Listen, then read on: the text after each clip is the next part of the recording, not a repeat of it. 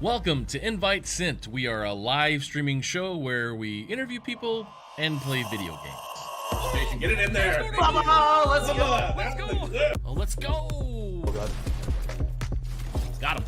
Got, son. Still there. Got him. Excited for that. Ooh, just got in front of you. So I think that. Got him. Let's just get that. He's upset. He's uninstalling the game. Oh, watch it. Tire. You should have seen I jumped right into it. Oh, boy. Oh, they're Okay, here. we wanna They're go here. with that. Hiya. How do I shoot them? Oh, I have a gun, don't I? You don't want to. I would never probably shoot right now in their seat because your job is to heal us. Okay. I like to jump right into the gameplay and start asking questions because there's plenty of interviews out there that are just two faces side by side talking about something. But let's not do that. Let's ask you hard questions while you're trying to play a video game on live stream. I don't think I can talk and clean. It's very complicated. What is your earliest memory of playing video games? I do remember playing Pong on, it's probably like the Intellivision. What was your go-to game then, girl? A lot of people probably don't know what this is, but it's Romance of the Three Kingdoms. We had our event last year. I don't even think we were really using the term metaverse. We were just saying we're going to be in Decentraland. Or maybe we did use the term metaverse, but like it wasn't popular. Just like blockchain and crypto didn't really become popular, mainstream popular, until NBA Top Shot created those moments. And then NFT became popular. Man, I'm glad you're asking these questions. One of my go-to games was probably NBA Street Volume 2. Oh man, you just gotta pick like a seedless grape. We are the best video game players in this video on stream. On this specific stream. Let me ask this: Why coach? Why coach esports? I always was an avid gamer. You know, I fell in love with gaming. Life happened. Got out of gaming for a while, then went back in because of some of my students. You know, I just saw all the career and college pathways, man. And I was like, I don't think nobody else is looking at it the way I'm looking at this thing. Helps us quite a bit. I fell off. I fell. I'm sorry. Oh, that's dumb. Okay. That's first of all, that's dumb that they have a place to. My kill cam is me. Dadgummit. Yeah, that happens in pro Overwatch. Your kill cam is yourself. Oh, I fell off the freaking thing again. There we go. Oh, I don't know how to do that. I don't know. Okay. Oh no, did you die? Oh my god. Oh gosh. Get your school into the high school esports league community. It's complete. I think those conversations are important to normalize that it's not okay, because as long as you keep saying like this is not okay, then tell me what is okay. And then having those strong females within the gaming space is also definitely a move in the right direction. I feel like my games were a little easier earlier when I had my lobbies. Pretty sure. Well, those were bot lobbies. So. Those were bot lobbies. They didn't think they could be here. They thought it was just a boys' game, or, you know, they weren't comfortable. They didn't want to compete. You know, that really highlighted the fact that we've got to make it more inclusive for girls. We have to make welcoming, open environments. We have to give them champions and examples of mentors that they can see and that they can be. And despite whatever culture or society says, they absolutely are a part of this world, and they can absolutely make a difference in science, technology, engineering, mathematics, art. So this was a Kickstarter project, correct? Yeah, so, you know, I scraped money together on my own when we went up to Kickstarter. At what point would we say they move from club to designated under the school's banner? Obviously, it's going to come from support staff. Having a director of a program and then having per game coaches, I think, is a great way to help with that. You know, the parent interaction is a big part of it, you know, especially for somebody who's in this industry and, you know, fought to try and be here. What I see is, you know, what I strive for is to show parents that gaming is a legitimate way to create a career for yourself, right? And these tournaments do that. Is when it comes to character creators, the disabled community is not really represented in the game itself. That was something that we wanted to attack on our way in. So one of the first things we ever built was this character creator. We call them enhancements. So the wheelchairs, you've got different prosthetic, different eye colors as well. Heterochromia, different color eyes is heterochromia, which is like super common. Oh, on this one, you shoot his legs out and then he like falls over and okay, he disappeared for some reason. Okay. It's one of my favorite things about Apex is I can do absolutely nothing in this period right here. Thank you. Oh my gosh, look at this, I'm flying. This reminds me of Kingdom Hearts, which have you ever played Kingdom Hearts? Yeah. My 9-year-old big fan. So I won victory. Dad dab. Yes. I'm over here hitting R like I'm reloading my gun accidentally for some reason. I have no idea. Or C to crouch and... I said, so, hey, have you heard about esports and how it's benefiting schools and how it's doing all this for students? And they said, I've heard some of it. Well, did you know that it's happening right now and it's something that you guys can jump on board with? So I was a sergeant. I was an E5. Mm-hmm. Seeing the work that we were doing with the kids and seeing like, hey, this is something that we can really build and make a positive influence on the kids that we're working with. Particularly, Bubba, here's my big thing, particularly people who look like me. Yeah. In the educational technology space and in the esports space, because I said that it's being underserved. I need for directors, I need for teachers, I need for students, I need for anybody to, when I'm talking to them, they say, oh, whoa. And they may not say it, but I know sometimes they're thinking it, well, there's this African American, there's this black man in this space talking esports, talking educational technology.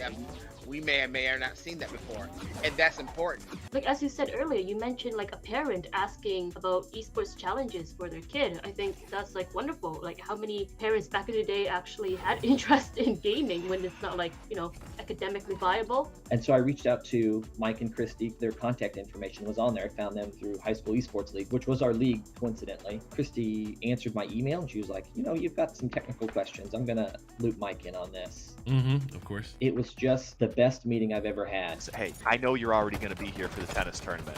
You got to come by, dude.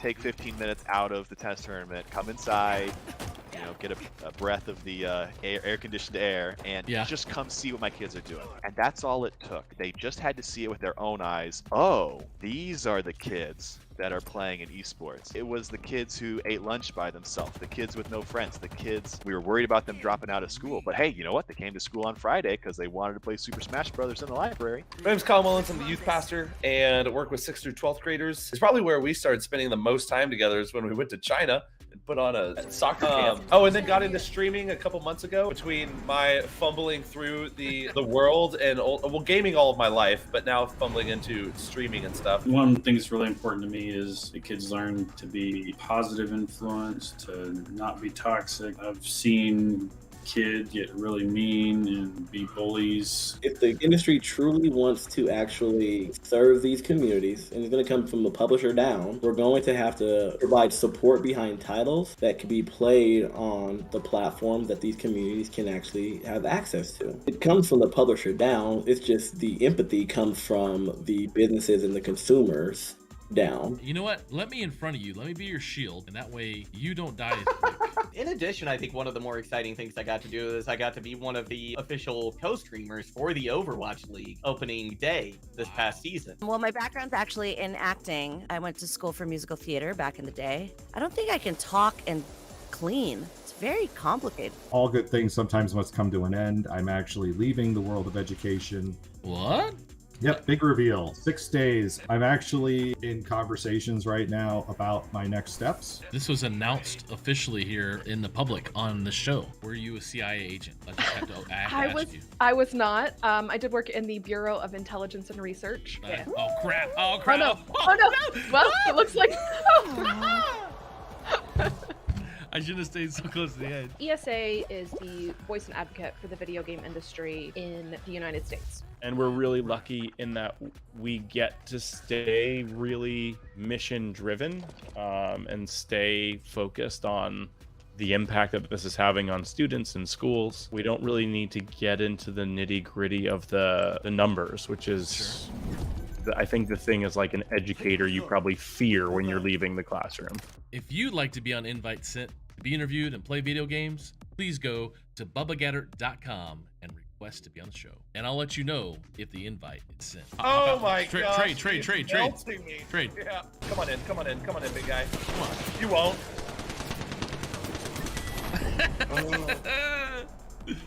How do you heal and how do you live? What? She threw a black hole at us like Thanos. You can't. That's not a button. I don't have that button. I don't have that button either.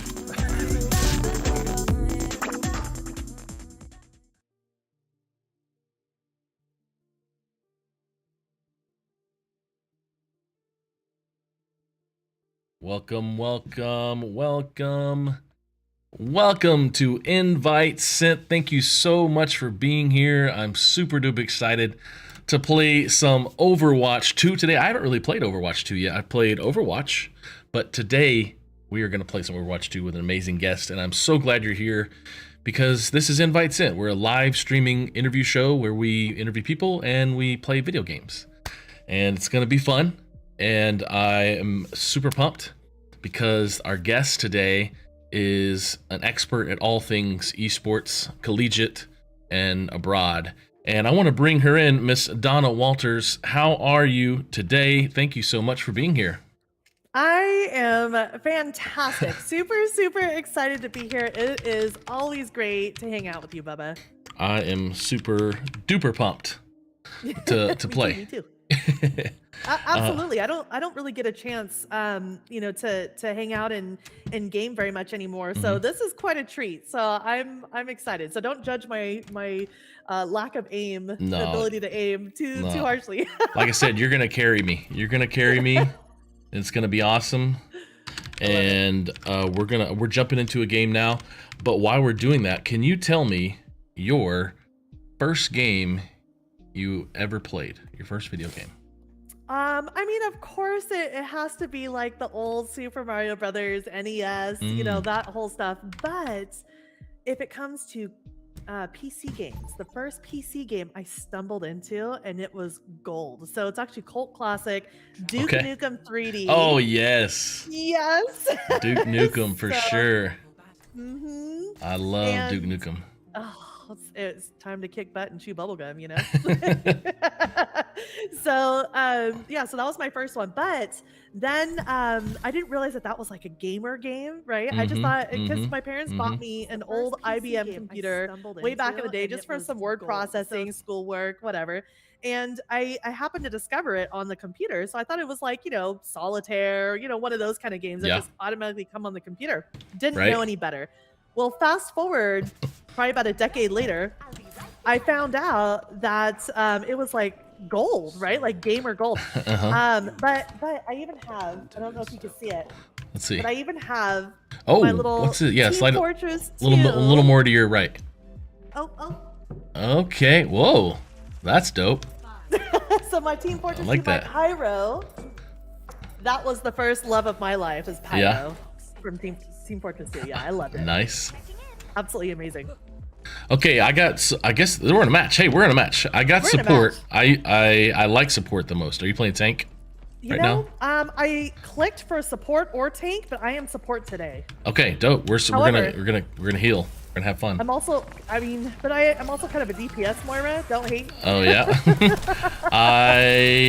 I'm just gonna do what I can do to keep you guys alive. Because what is this big robot? I do not know Overwatch 2. What is happening? What is this robot thing in the sky? So. Okay. Okay. Try to talk and think. In game. That is the gameplay. That is how we do it here. Absolutely. All right. We got a little guy over here.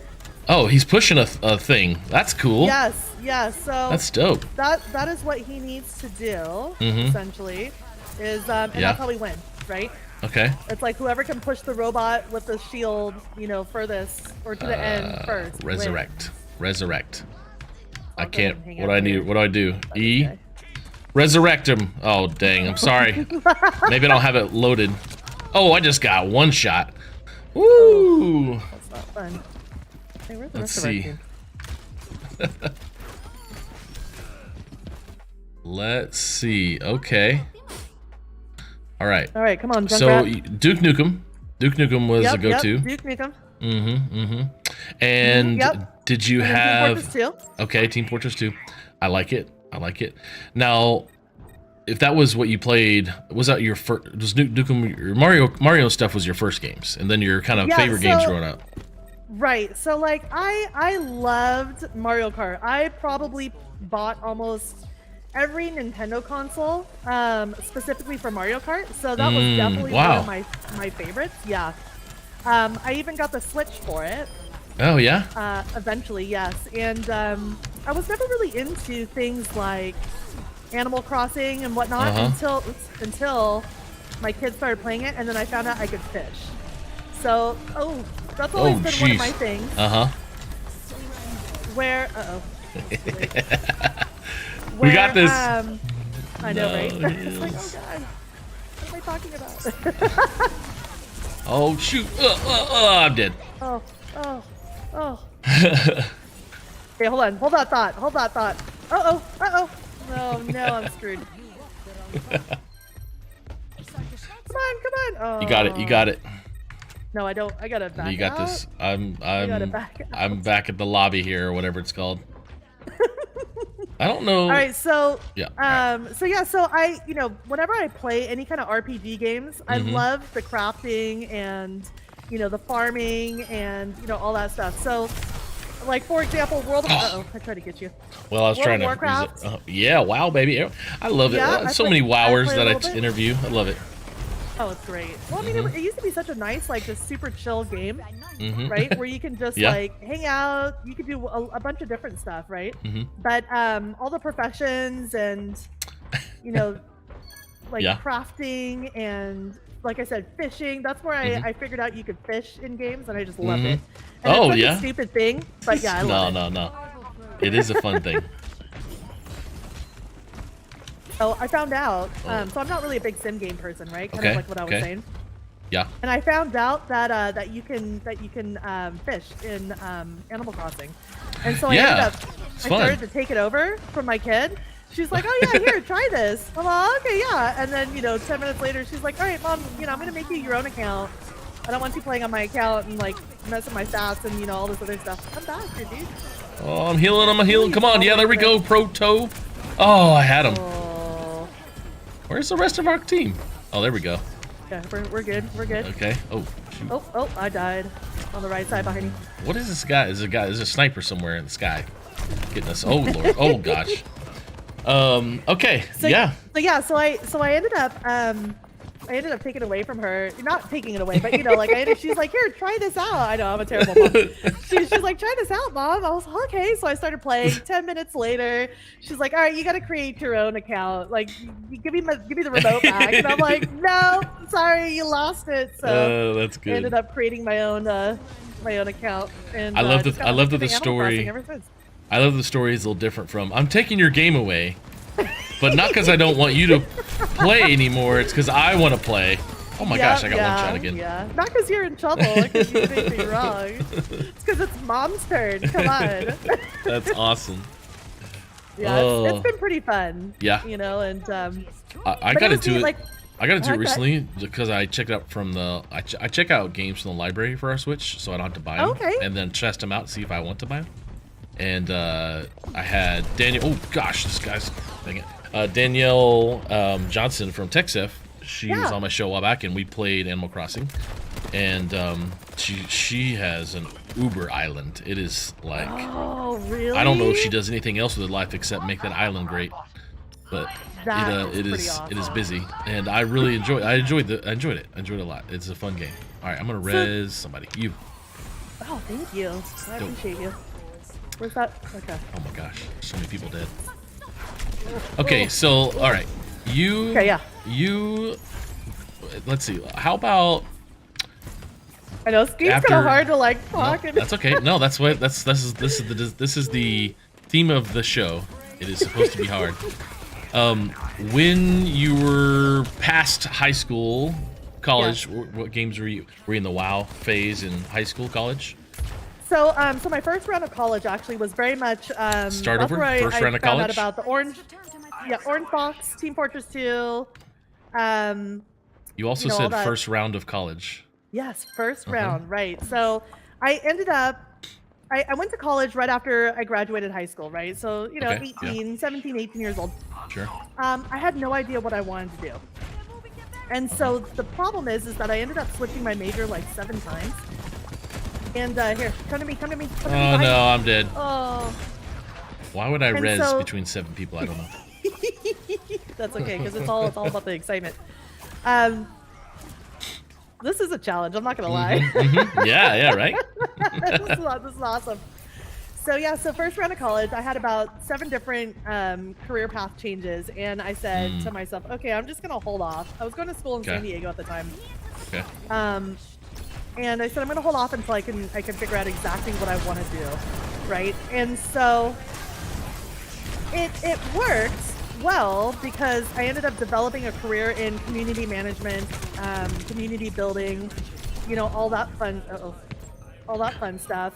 Yeah, right. And work with homeowners associations, apartment management stuff. So lots of boards of directors, lots of CEOs, business owners, things of that nature, right? And so it really prepared me.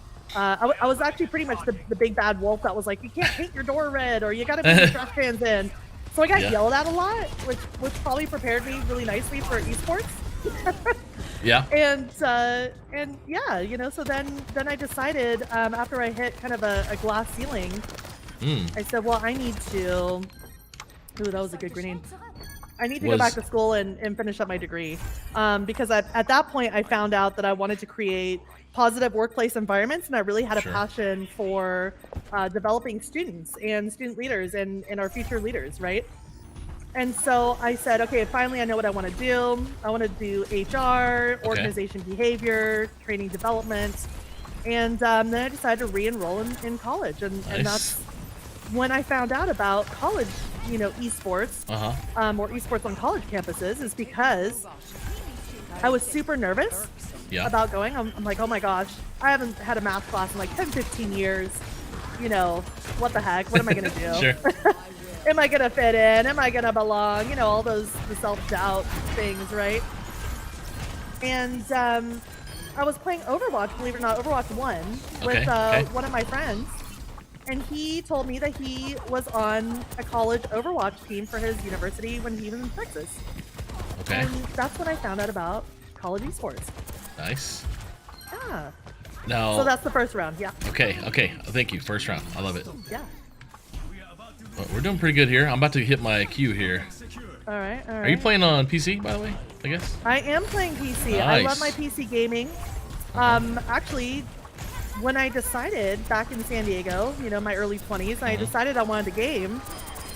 I figured out that I wanted to do PC gaming, and my roommates at the time said, oh, let's help you build a PC. So I actually built my first gaming PC with my roommates. Went down to Fry's Electronics when they existed, and did all that fun stuff. And I've built every single PC ever since then. So wow, that's awesome. That's been pretty fun. So I kind of want to talk about that, and you talked about glass ceiling, and I also makes me think of you built your own PC, and as a female gamer, all these kind of questions come into mind of let's go back to, you said glass ceiling. Did you was that because where you were, and it was HR at that time? So actually it was community management. Homeowners associations and all that stuff. And so what explain your understanding for us of the glass ceiling and where you felt like you hit it, and what was it exactly? Okay. In that industry. Yeah, that's a great question. So it's always really difficult to kind of describe the glass ceiling because there's such a great debate out there, and about limitations and equitable access to information and jobs and all that stuff, right? And so the challenge is that me growing up, I always heard about like, oh, women are they have a harder time in the workplace than men, traditionally speaking, as far as unequal pay, getting promotions, stuff like that, right? And so I never really used to believe it. I never used to be a believer of that until I experienced it. And then, it became a situation where I really just kind of had to, I said, okay, I don't have a degree. I've hit a level that's the highest I can really I'm interested in going. I could have gone further, but I didn't really want to. And so I started looking at other jobs. But Okay. I, again, really wanted to focus on creating those positive workplace environments and constructing teams that are supportive of each other and teams that are collaborative instead of people that are, or teams that are tearing each other apart, right? Because you really can only go so far if you're tearing each other apart and spending your energy on office politics, as opposed to, hey, let's just trust each other Right. and then accomplish the goals that we need to, and that's where we can put our resources. I mean, that's so much more productive. You make so much more money, you position yourself in better competition, et cetera. And even though I knew those things, the hard part was I couldn't get, I couldn't find a position or really be taken seriously, I felt, unless I had that piece of paper, that degree. So that's why I went back to school, is so that way I can officially, show that I had that knowledge, even though I had the knowledge, right? Okay. I don't know where they come from. They come from over here somewhere. I've only seen this as a college esports, somebody playing it on a map. As I was making a video. I don't even know anything about this map. Nope, we're good. We are right over here by A, point A. They are attacking point A right now. So just find on your map point A. Okay, I pushed the back door and I almost killed a guy, but it's whatever. All right, they're going right Okay. side. Nice. Oh wait, I'm saying nice. That was the kill cam of me getting killed. Jeez. That guy's out. I haven't. The last 2 days I've been trying whatever this guy is for DPS. The guy with the cowboy hat. Oh, Cassidy. There we go. I've been trying him because I want to He used to be called something else, but Blizzard took him off the map after Ooh, got a kill. Let's some go. not so cool things. Oh, really? Oh yeah. He was originally named, as far as I remember, after an employee, and now ex-employee of Blizzard. And I don't know if you heard about like the whole Cosby Suite thing, that whole debacle. Did you hear about that? No. Okay. Yeah. I need to be. No, I need to get more engaged. Yeah. So Blizzard. That's one of the main reasons why Blizzard's suffering so much right now. Really? Okay. Yeah, is simply because they had a lot of sexual harassment allegations. Okay. And, Sure. Right, and then unequal pay, speaking of unequal pay, right? Yeah. Just not talking about that. Yeah. Stuff like that, right? And so, one of the characters, there's a couple characters actually that were named after some employees that were not considered favorable with the public. And so Blizzard had taken away those naming rights, if you will. Yeah. From those characters. Okay. In the game, I missed. Dude's in the stairwell here. So it just goes to show, it's kind of a prevalent thing everywhere, and that's actually one of the things I love about the gaming community is that, we don't really just turn a blind eye to some of these challenges and some of these problems. We're very vocal about, the challenges that are taking place. And that's what I love. I love that because we need that, right? We need to be vocal. Oh, shoot. Yeah. Oh. Where's it? Oh, there. Oh gosh. The big dragon. I should have thrown a different thing. Oh, well. Different orb. Oh, look, here's a thing. All right, we gotta get on that point. Going the other way.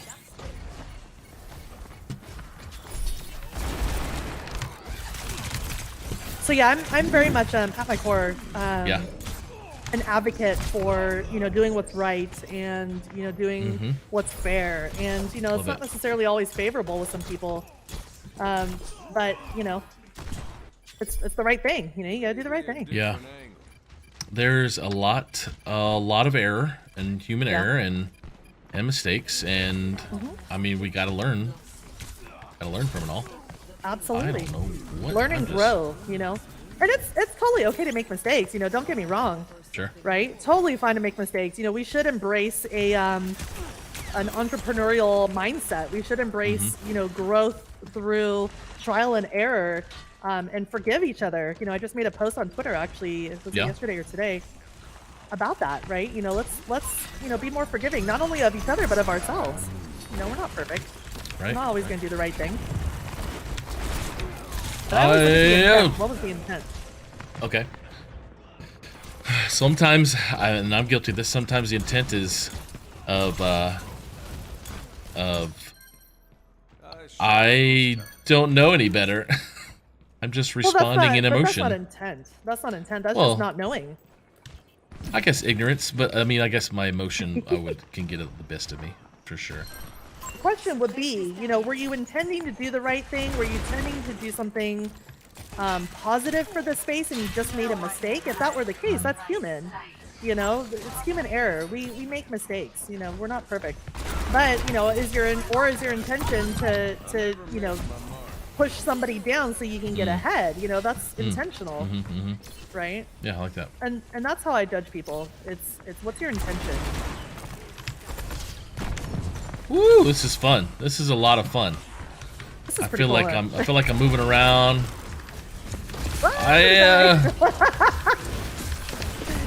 Woo, no. Okay, I like it. Now, let's go. We're talking about a lot of fun stuff. I would love to hear about you as the founder of Cal State Esports Collective, which is now known as the California Esports Collective, and all the stuff you do internally with it. Tell me, what was the purpose of founding that organization?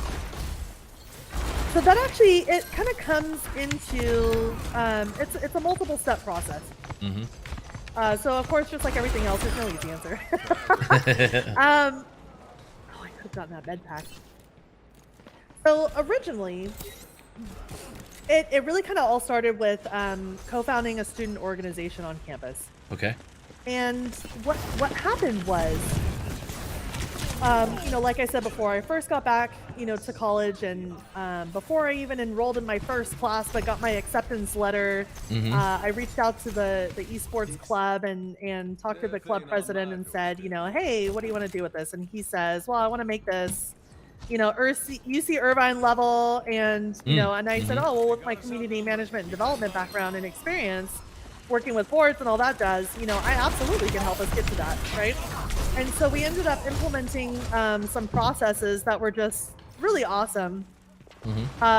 Built and grew the community from about 15 student players that only played CSGO, mind you, to a Discord community of over 350, 400 people within 2 semesters. And so huge exponential growth there. Uh-oh. Whoa, he is right here somewhere. Oh shoot, I'm gonna die.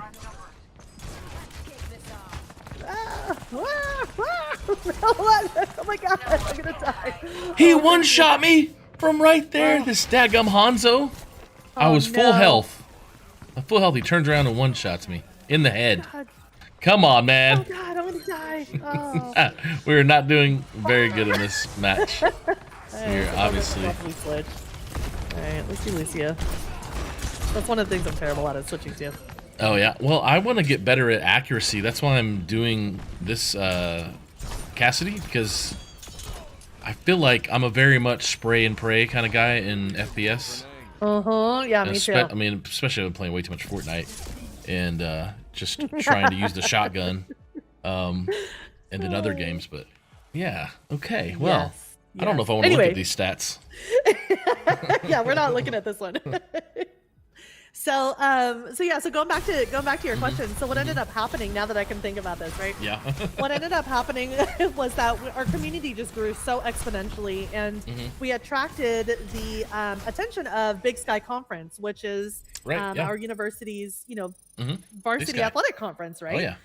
And they wanted us to help them implement esports conference-wide. So we helped them put together a presentation for all of the university presidents within the conference.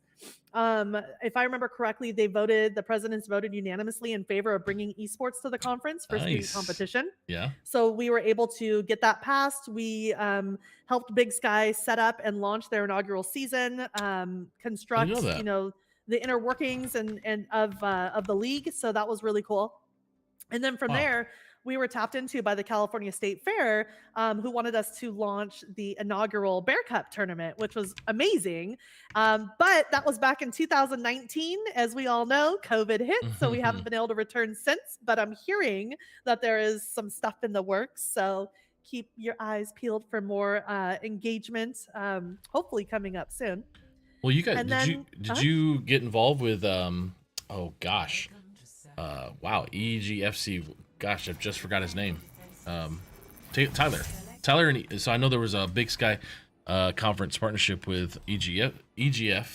Oh God, Tyler with a beard. That's all I can really think of right now.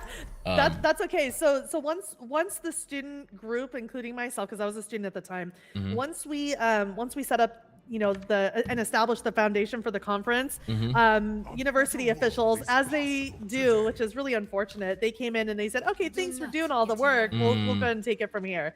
And so it's just really disappointing, but at the same time, I know that they're looking at the stability and reputation of the university and all this other stuff, but unfortunately, that's one thing that some universities don't understand, is that the students are the experts in this space. Yeah. The university officials, faculty, staff, they do some great work, but there's, many of them are still learning, and that's okay. That's not a problem. But let's continue those relationships and working with student groups instead of just taking those projects away. So, that was unfortunate, but it's their university. That's what they do, and that's okay. That's what they want to do. So it left us room to expand, and so that's when we connected with California State Fair, and we brought on some more support, for the whole community, because we were able to do an exhibition hall. We were able to do a tournament that had a bunch of prizes. Our university competed in the tournament and placed second in the collegiate round. So it was pretty successful, and it really gave our student leaders just tremendous experience. Overall, right? Setting up, we got a bunch of student volunteers. We also got a bunch of paid positions for students.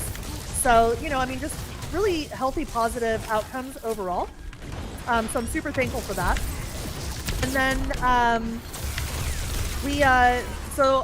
the president of our university reached out to me and said, hey, student group, let's talk, about esports. And so I went ahead and helped them assess the feasibility on bringing esports to campus in an official capacity. So that was really cool. So I worked with the team to form, things like surveys and, really get a lot of feedback and help, provide guidance with, best practices and what we should really expect. And so that was really cool. But, everything in government moves really slowly. Yeah. So reports still sitting on people's desks. So we'll see, what happens. And then it prompted me to just continue the work. And this, okay, well, while we're waiting on this, let's go ahead and, bring more support for all the student groups, all the student clubs, and all of the campuses across the California State University system. And so that's what prompted us to create the Cal State Esports Collective. Nice.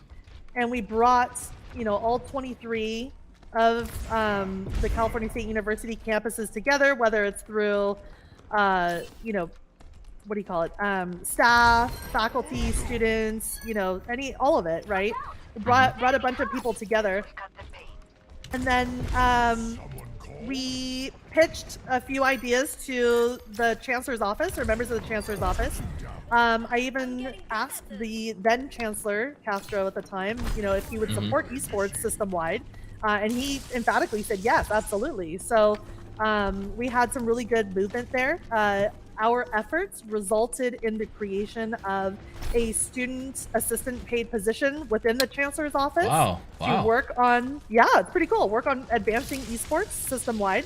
A website that's dedicated, specifically to celebrating the, and highlighting our student clubs and the various programs that are starting to now form.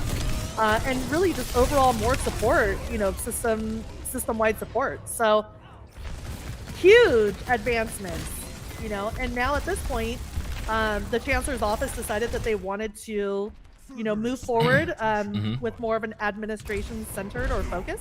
Sure. And so that again left our student groups with okay, well, what do we do now? Well, let's expand to all of California and include the UCs, University of California, right? The community colleges, the private colleges, and let's bring more support statewide, like the entire state. So now we are officially branded as the California Esports Collective. Nice. So yeah, like I said, long story. They're all very long stories because they're detailed. I do not know how to play Winston, but I am just running, and I feel like his gun is not. It needs to be. All right, here we go. Q. Ah! He's really good for like Genji. I gotta find it. Oh my god! I don't know what I was doing just now, but I used a Q. Whew, or my alt, whatever. I love that. So now you're the California Esports Collective. Yeah. Yep, I know, it's a mouthful. Well, we just changed our name, but I don't know if you know the foundation changed from Varsity Esports Foundation to Video Games and Esports Foundation because we're just trying to be a little more inclusive. Yeah, absolutely. And yeah, that's talk about a handful already. Now we're even more of a handful. God, I'm dead again. But a good handful. We're trying. Absolutely. And see, so you're expanding too. You get it, right? Sure. It's Yeah, like, I mean, expanding is one way to look at it. Trying to make more impact. Yeah, I would say so. I guess so. You're right. Yeah. Yeah, absolutely. Well, because there's so many different groups that we can really help and serve. And it. I know you and I were talking about this before on outside of this call, but we really want to bring everybody together. That's one of the things I love about you, Bubba, and that's why I like working with you, is that you recognize that there are pockets of people kind of all doing the same things, and one of the things that you and I like to do is really just bring people together, so that way we're all working collaboratively. We're all working together to achieve the same goals. So why not, strengthen our efforts by combining our forces, as opposed to, each of us kind of in our own little pockets do our own little thing, right? Yeah. So yes, agree. Yeah. So it's cool, and that's one of the things, I look for when I work with other and put on collaborations with other groups, right? Like for example, Able Gamers, our group was collaborating with them during TwitchCon San Diego just recently, and we were assisting Able Gamers in spreading the knowledge on how to support gamers with cognitive and physical disabilities. And then of course, recently working with the game Hers on spreading awareness of their program and their services to support female gamers and female identifying gamers in this space. So I mean, just so many cool things, that we can all just join forces and do stuff together. Hey, I got a kill in the skirmish. All right. At least I know. Yeah, let's go. Okay. Oh. See, great place to end right there. Yeah, I got a kill. Good. Hey, My welcome. job here is done. I wanted to say Tracy Wu from Full Sail has said, so my boyfriend's sister is the head story producer for Overwatch 2 and the writer on this game. So how cool is that? Nice. That is awesome. Shout out to Elijah in the chat. Hello, how are you, sir? Oh man, I really wanted to do DPS. I don't know why I selected support. That's all right. We're good. That's okay. Hey Elijah, thanks for joining and hanging out. And Kyle's in the chat. Yep. Hello.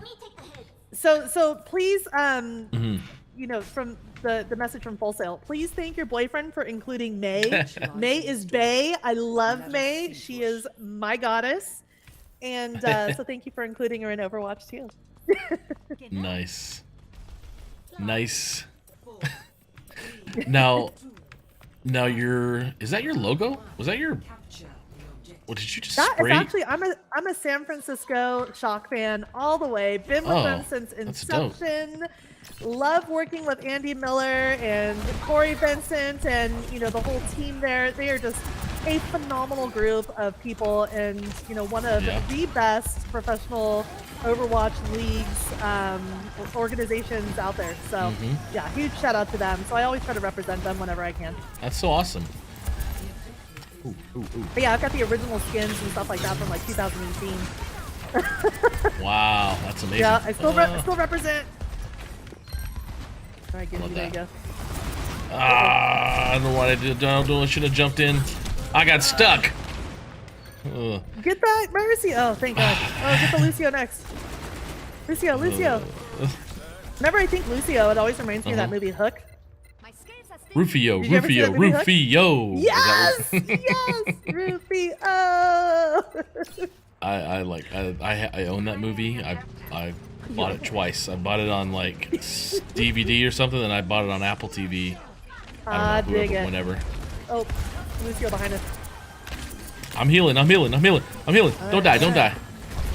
All right, watch that, Zarya. Come on, let's fight on the point, yo. Let's fight on the point. Okay, I like this holding a point mode. I like this one. Yep. A little better than running the. I don't know the running around.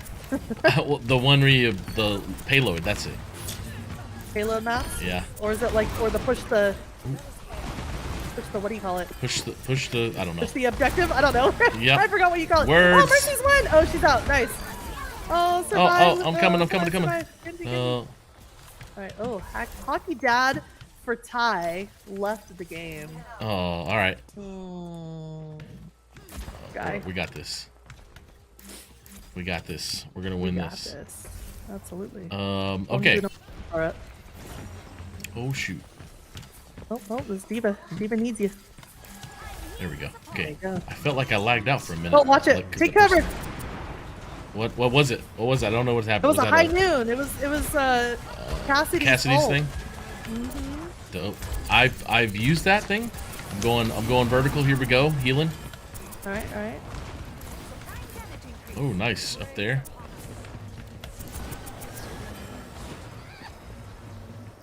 What? Oh, okay. I see. Like, why are we moving? Duh, we don't need to. Forgot what we're doing here. So low. Okay. Oh, I almost They're died. coming from both sides here. Oh shoot! I just got lit up. I need to no, find a heal. Watch the bomb. Oh no, there's no heals out here. There it is. Nice. I'm not healing. I should be healing. That's my bad. I was not healing. Alright, we need to get these. I'm dumb. I'm right in the middle of everything. Oh. Oh, crud. You get that Mercy. I'm just okay. Shoot. Okay, I'm all by myself. Oh, no, that's you. I'm healing you. No. Oh, I got stuck. All right, I'm gonna try and stay alive over here. That way, I don't have to run all the way back. But of course, I'm being chased right now. Regroup. Run. Oh man, they didn't see me. I got lucky. Okay, so getting a collective for the world. Yes. Tell me, how do we do this? How do we get a collective for the entire world of esports and easy. globally? No. Just kidding. Okay. Just kidding. Yeah. Honestly, it just takes time. It takes time. It takes patience. I know that, and I felt this too. But with the world of esports, it seems it's such a novel industry. That there is no guiding light, if you will, right? Like there's no nobody's done it before. Yeah. So get that Mercy. All right. So we don't as a whole we don't really know what the quote unquote best way to do things are yet, unless we just kind of try it. Yeah. And so, with any kind of organization, it's going to go through a specific life cycle, and the same thing goes with industry. And one of the things that I've noticed is that as we're going through this industry, the birth, the growth, adolescence, teenage phase, etc. We're starting to see and recognize different commonalities. So like, for example, esports birthed, it exploded. We are now starting to see what I like to refer to as the tech bubbles bursting again, right? And so now we're seeing a bunch of layoffs, but those layoffs are not necessarily always a bad thing, or those businesses that are shutting down are not necessarily a bad thing, because it's part of what I view as the normal life cycle for an industry. You're going to have nobody that's in it, a couple leaders that get into it, and then pretty soon the floodgates just open, and then you get like overpopulation.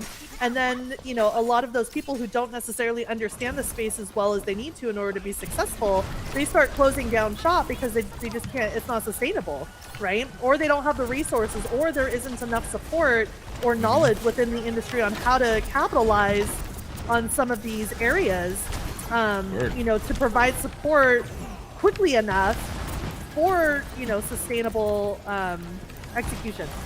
And so we're looking at now, we're at that point, right, where even if people might have really good ideas or they might know exactly what they're doing or, you know, whatnot, the challenge is we're still in this space where there's too many people here. Yeah. It's overpopulated, and you know, we really need to focus on, you know, educating more. And when you're in this space, you know, and you're constantly repeating the same messages of like, esports, what is it? Well, it's competitive online video games. Yeah. You know, and to us, it's like, okay, I've said this a million times. How come people don't get it yet? But the problem is that there's still so many people out there that have never heard of esports and don't know anything about it. And so we need to keep educating those folks in order for us to really gain the proper momentum to be successful. So that's kind of where we are right now in what I see, at least in our industry's life cycle, is kind of more of like the, you know, adolescent, you know, phase. We are growing. There's people that are going to be, you know, a lot of shops that are going to be closing up, and that's okay. Sure. Yeah. Because we really need to focus on creating these sustainable platforms for the industry as a whole, not necessarily individuals, right? If that makes sense. Yes. There's a lot of there was a lot of shrink and contraction and growth in about 2019 as well. Right. So, you know, just a cycle. And absolutely. Yeah, and I mean the economy, tech, layoffs, it's this year is going to be crazy, but there's going to be a lot of returning to some good things I hear from economists, but you know, COVID had a lot of tech. COVID had a ton of tech hiring, and then it just was too much, and people are getting laid off in the tech industry a lot. And esports is in that industry. Well, see, and that's because you know, esports really relies heavily on technology and the tech industry. So whatever the tech industry is going through, it's going to affect, you know, the esports industry. And Ooh, he's in the back. Okay. Oh, and you know, and so we're very much, you know, dependent upon each other, or dependent upon the tech industry. But the thing is I don't foresee esports ever going away. It's now a main staple, I think, in our society. You know, kind of like the STEM field, right? In STEM education, we saw a lot of similarities in STEM. When STEM was first born, people were kind of like, what are you talking about? You know, and now it's a main staple in you know, our educational system. And so I think there's a lot of, you know, a lot of messaging. Oh shoot! A lot of messaging that needs to happen around, you know, how video games can be educational, right? And I think that there's some messaging around that, but I think there needs to be more, and there needs to be more people that say it. So to build that global ecosystem when it comes to college esports, not professional esports, because it's different, even though it's similar. You know, we're looking at, you know, how do we create these sustainable programs, and what do university officials actually want? What do not only the university officials want, but they could be, you know, what the universities do is influenced by what the job market is demanding. And so really, who's your target audience? Your target audience are going to be the job market, the hiring managers, and you utilize what the hiring managers' wants and needs are to convince, you know, college administrators on what is needed in this space. Right? So that's how we make that global ecosystem. That's at least one way. There's so many different ways. No, this is exactly what people need to hear. All right, let's get this dub. This is fun. I really do enjoy healing. I do enjoy healing probably the most. That's awesome. Especially Mercy, because it's just hold a button and move around. Hold the button and revive. Yeah, Mercy's pretty fun to like zip and zoom around. I personally like tanks, but the problem is that I turn every class in Overwatch into a dive class. So I'm like, dive Mercy, dive Diva is obvious, right? But like dive Mercy, dive May, you know. Yeah. The classes that really have no right diving into scenarios. So. Oh my. lit Like, up. healer, let's be in the front. Yeah, that's where we want to be positioned. Oh, a turret. Come, somebody's turret. Come on, or whatever that was. Okay, where do we need, out of all the stuff that you've said about Yes. what you want to accomplish and what we should accomplish, Yes. where will esports be in 3 to 5 years? So, I mean, it really depends, right? So my specialty is more along the collegiate market, Sure. education. Okay. Collegiate esports. Then where will collegiate esports? Sure. 3 to 5 So years. it depends. It depends. And I hate to say it that way, but there's so many different possibilities. And it really just depends on what the administrators do.